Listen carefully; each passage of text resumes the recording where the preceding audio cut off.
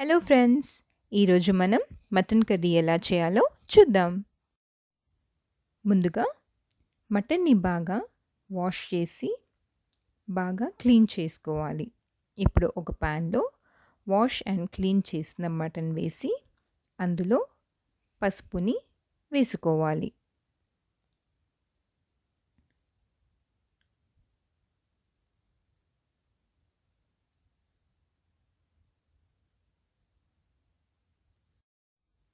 దాంట్లో ఉన్న వాటర్ అంతా పోయి డ్రై అయ్యే వరకు ఇలా బాయిల్ అవుతూనే ఉండాలి. లేదంటే స్మెల్ వస్తుంది.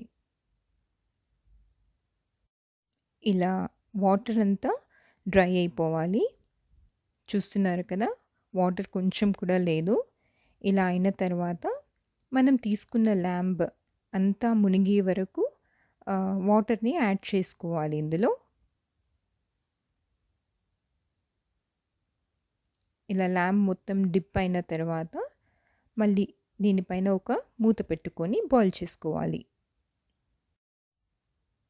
ఇప్పుడు ల్యాంబ్ బాయిల్ అయిపోయింది.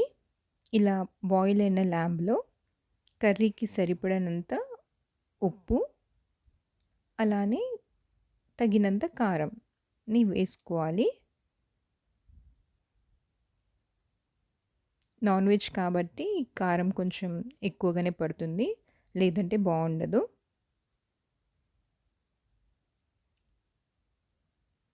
ఇలా ఉప్పు, కారం వేసుకొని ఒకసారి అంతా కలుపుకోవాలి.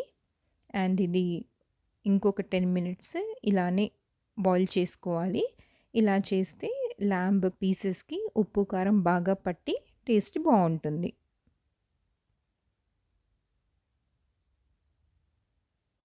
ఇలా బాయిల్ చేసుకున్న తర్వాత ఇప్పుడు మనము స్టవ్‌ని ఆఫ్ చేసుకుందాము. ఇది పక్కన పెట్టేయాలి. ఇప్పుడు ఇంకొక బౌల్ లేదా ప్యాన్‌ని పెట్టి అది హీట్ అయిన తర్వాత అందులో ఆయిల్ వేయాలి. ఆయిల్ కూడా హీట్ అయిన తర్వాత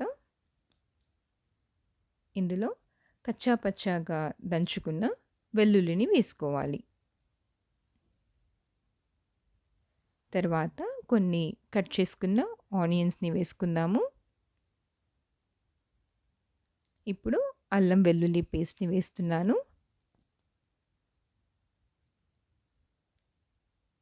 ఒకసారి అంతా కలుపుకొని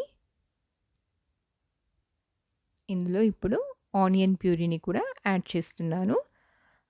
ఆనియన్ ప్యూరీ చేయాలంటే ఆనియన్స్‌ని కట్ చేసుకొని మిక్సీలో పట్టుకుంటే పేస్ట్ వచ్చేస్తుంది. అంతే సింపుల్ అది. అన్నీ వేసి కలుపుకోవాలి.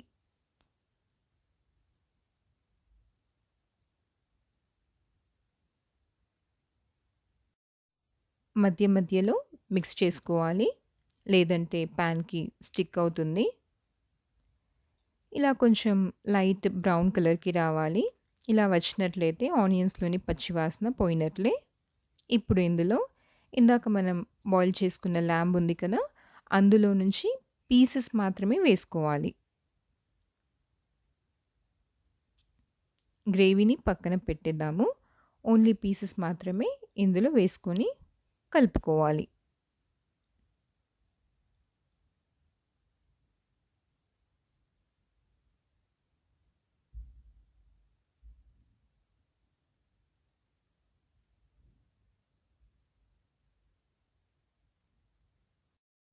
ఇందులో వేసుకున్న ల్యాంబ్ పీసెస్‌ని ఒక 5-10 మినిట్స్ వరకు లో టు మీడియం హీట్‌లో ఒక 10 మినిట్స్ వరకు ఫ్రై చేసుకోవాలి.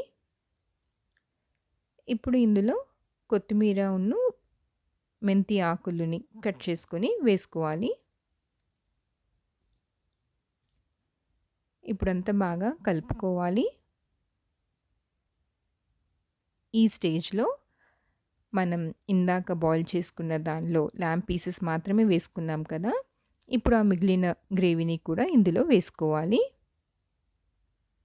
మళ్ళీ ఒకసారి బాగా కలుపుకుందాము.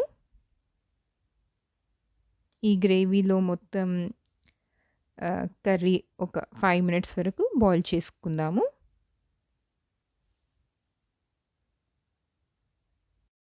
ఫైనల్‌గా ఇందులో ధనియా పౌడర్ వేసుకుంటే గుమగుమలాడే మటన్ కర్రీ రెడీ.